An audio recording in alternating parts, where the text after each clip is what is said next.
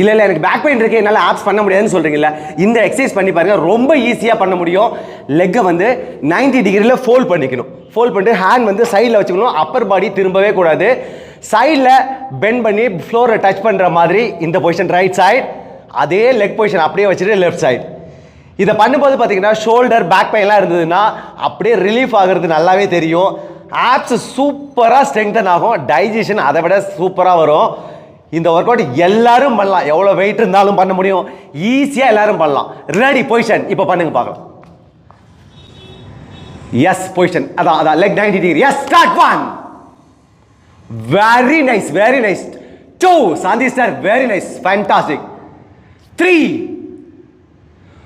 4 Kumudha ma'am இப்போ என்ன பாருங்க 5 இப்படி வரணும் எஸ் குட் 6 சூப்பர்.